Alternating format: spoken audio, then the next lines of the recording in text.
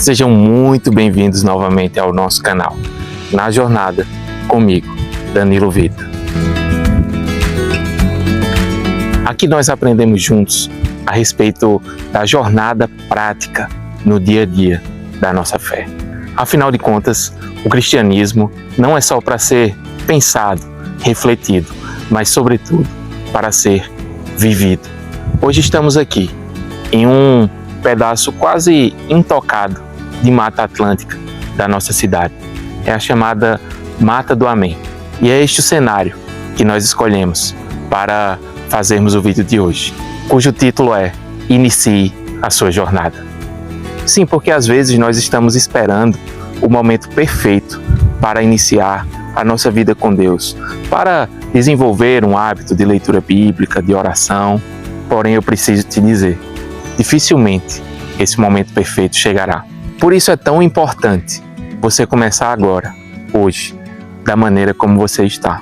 A Bíblia fala, em Lucas 19, a respeito de um homem chamado Zaqueu. Zaqueu era o chefe dos publicanos da época. Os publicanos eram cobradores de impostos, eram judeus que trabalhavam para o Império Romano e, segundo o contexto cultural da sociedade da época, eles roubavam a própria nação, porque além de exigir o tributo que iria para o Império dominador, o Império Romano, fala-se que eles ainda exigiam valores acima disso, enriquecendo-se à custa dos outros. E o que eu acho interessante é que antes de Jesus dizer isso, antes de Jesus marcar um encontro com Zaqueu, Zaqueu procurou ver Jesus. Zaqueu tomou a iniciativa. Zaqueu subiu em uma figueira brava, uma árvore cheia de espinhos, já que ele era um homem de baixa estatura. E diante daquela multidão, ele não conseguiria ver Jesus, se ele fosse apenas mais um. Por isso, a atitude daquele homem, ela chamou a atenção do próprio Jesus. É claro que Jesus, ele sendo onisciente, sendo Deus, ele já tinha um entendimento a respeito de quem era Zaqueu. E Jesus decidiu ter um encontro com Zaqueu. Jesus decidiu ir até a casa dele, naquele momento, da forma como Zaqueu estava. E lá, na casa de Zaqueu, Jesus sentou próximo, bem perto, à mesma mesa, junto com pecadores, com publicanos, amigos de Zaqueu, homens considerados traidores da nação de Israel. A gente pode falar a respeito da atitude de Zaqueu e diante da fala de Jesus, diante da atitude de Jesus, diante de um encontro verdadeiro com Jesus. Ele mudou a sua vida, ele mudou as suas atitudes e decidiu devolver tudo aquilo que ele havia contraído ilicitamente. E Jesus entendeu que naquele dia havia salvação naquele lugar. A história de Zaqueu nos mostra que aquilo que eu e você pensamos ser o futuro melhor momento para iniciar uma jornada com Deus, esse momento é um momento hipotético, é um momento que não existe na prática, porque o tempo de começar é hoje. E eu te convido a ver os vídeos anteriores do nosso canal, vídeos esses que já nos falaram a respeito do momento da salvação, da regeneração do coração que acontece no momento em que decidimos entregar a nossa vida a Jesus. E esse talvez seja o marco zero, é o momento inicial. E há uma caminhada a ser realizada. Por isso que o vídeo de hoje é Inicie a sua jornada. E iniciar a jornada tem a ver, em primeiro lugar, com entendermos que o Espírito Santo está em nós. O Espírito Santo habita dentro de cada um que já decidiu entregar a sua vida a Jesus, confessar a Ele como Senhor de sua vida, reconhecendo-o como seu Salvador. E é o Espírito Santo quem nos mostra a respeito de quem Deus é. É o Espírito Santo quem nos auxilia, quem nos ajuda nesta caminhada aqui na Terra. Portanto, jogue fora aquela concepção, aquele pensamento de que você nunca será capaz, você nunca será digno de caminhar com Jesus. Porque muito embora isso seja verdade, nós nunca, por nós mesmos, seremos capazes de estar à altura daquilo que Deus deseja. Nós, enquanto estivermos caminhando nesta terra, não alcançaremos ainda aquilo que a Bíblia fala ser a estatura de varão perfeito. Mas uma coisa é fato, nós precisamos caminhar. Nós precisamos decidir todos os dias estar com Jesus. E essa nem sempre é uma caminhada que será reta, que será perfeita, que será sem curvas no caminho. Haverá sim momentos difíceis, haverá o dia mau, mas nesse dia o próprio Espírito Santo nos ajudará a permanecer em Jesus Cristo. O segundo conselho é que você desenvolva o hábito de ler a Bíblia. Pode ser 1 capítulo, 2, 3, e se você conseguir, 4 capítulos da Bíblia. Meu conselho, minha sugestão, é que você possa começar pelo Evangelho de João, no Novo Testamento. Um outro livro que é muito importante para desenvolver a fé em nós é o livro de Atos dos Apóstolos, que vai falar a respeito dos primeiros cristãos, do derramamento do Espírito Santo sobre eles, da perseguição sofrida diante do Império Romano e de como Deus fez a igreja prevalecer sobre tudo isso. Em uma carta do Novo Testamento, uma carta escrita pelo apóstolo Paulo, que eu também recomendo você a ler, é a carta de Romanos, que é uma espécie de resumo, um grande tratado teológico a respeito do nosso estado antes de Cristo, da nossa condição antes de Cristo. Também a respeito daquilo que Cristo realizou e realiza por nós, e a respeito daquilo que nós desfrutaremos um dia com Ele. Mas essas escolhas de livros da Bíblia não são escolhas determinantes, não são escolhas fixas. Você pode escolher um outro livro da Bíblia, sem nenhum problema. O importante é que você a leia todos os dias. Você possa desenvolver esse hábito de leitura diária da Bíblia. E em terceiro lugar, eu te recomendo ter um tempo de parada diante desse frenesi, dessa loucura que é a vida moderna. Um tempo em que você terá um espaço, um local específico para orar a Deus, para conversar com Ele. E esta é uma das chaves da vida cristã, a oração aliada à leitura da Bíblia. Através da oração, o Espírito Santo, ele nos ajuda a realizar uma espécie de ressonância magnética ultra mega potente em nós, nos mostrando, nos avisando, nos alertando aquilo que é necessário ajustar em nossa rota, em nossa vida, aquilo que é necessário modificar, aquilo em que nós precisamos crescer em Cristo. Por isso é tão importante nós termos esse relacionamento efetivo, pessoal e diário com o próprio Deus. Mas isso não pode ser aquilo que chamamos de religiosidade, uma religiosidade vazia, mas isso deve ser marcado pela essência, pela sinceridade com Deus, mesmo no dia em que estivermos mal, naquele dia em que estivermos sem vontade de buscarmos a Deus. Esse é o dia que nós mais devemos buscá-lo. E surpreendentemente, seremos respondidos com uma visita mais que especial, um renovo, um refrigério vindos da parte de Deus.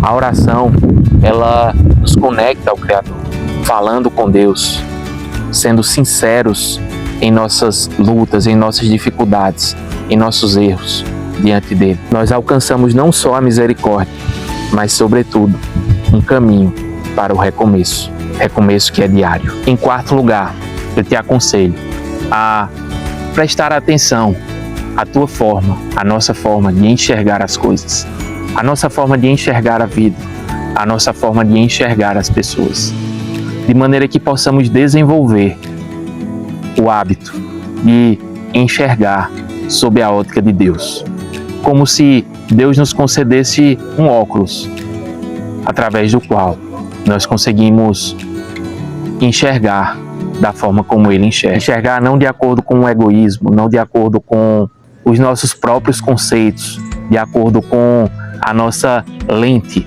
exterior, mas enxergar reconhecendo a nossa limitação, enxergar reconhecendo que só o Deus Todo-Poderoso consegue enxergar as motivações e aquela situação por inteiro. E falando a respeito de ver, de enxergar, muito cuidado com aquilo que você vê na internet. Muito cuidado com aquilo que você visita, aqueles sites que você visita, no momento que você está sozinho ou sozinha. Talvez isso esteja sabotando a tua espiritualidade, sabotando as tuas energias físicas, emocionais e até espirituais. Por isso, precisamos desenvolver o hábito de buscar enxergar, ver, visitar aquilo que é bom, belo e agradável, segundo a ótica do próprio Deus. Isso implica também um uso moderado do celular e das redes sociais. Remir o tempo é um conselho que vai nos ajudar. Remir significa agir com sabedoria, significa fazer escolhas sábias em relação àquilo em que nós investimos o nosso tempo.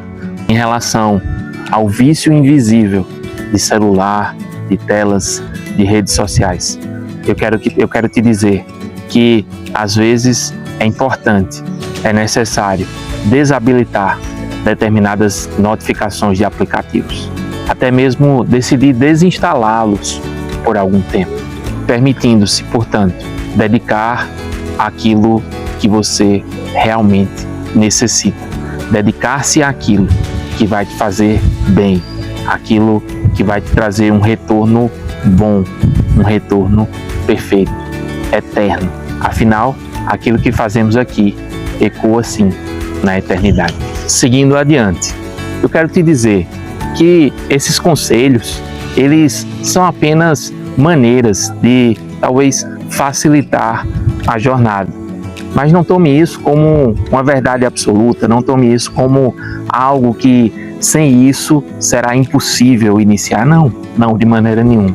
Eu quero apenas te ajudar para que você possa desenvolver sua jornada, evitando erros que eu cometi ou que outras pessoas cometeram. Afinal, a própria Bíblia declara que o sábio aprende com os erros dos outros. Então, a melhor maneira de iniciar é iniciar já entendendo, compreendendo e buscando aquilo que vai te levar a acertar, aquilo que vai te levar a caminhar de uma maneira assertiva. E meu próximo conselho é: estabeleça limites, estabeleça marcos, aquilo que alguns chamam de mourões, espécies de cercas ou de marcos que vão delimitar o terreno onde você deve caminhar. Por isso é importante a ajuda do Espírito Santo para um autoconhecimento em relação às nossas maiores dificuldades, às nossas maiores fraquezas, aqueles gatilhos que nos conduzem a outras situações que acabam nos fazendo, de fato, cair. E ao estabelecer esses limites, nós evitamos caminhar à beira do precipício. Nós evitamos andar por caminhos que podem nos fazer tropeçar. É a sabedoria de Deus nos ajudando a caminhar da melhor maneira.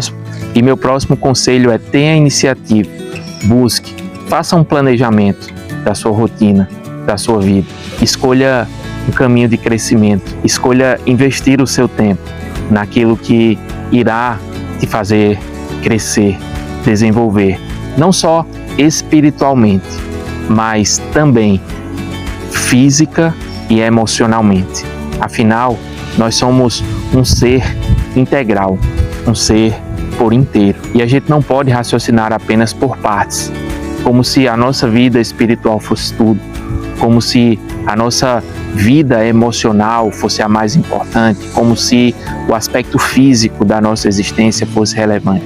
Na verdade, todos o são, porém o aspecto espiritual, a área espiritual da nossa vida, aquilo que o nosso espírito comunica com o Espírito Santo, ou o Espírito Santo comunica conosco, é o que de fato é determinante para as demais áreas da nossa vida. Por isso é importante ter hábitos saudáveis de vida, começar uma caminhada, começar uma prática esportiva, buscar aos poucos melhorar alimentação, fazer escolhas mais racionais, escolhas melhores e também cuidar das próprias emoções. Em sétimo lugar, eu quero te dizer que é muito importante cuidar dos teus pensamentos.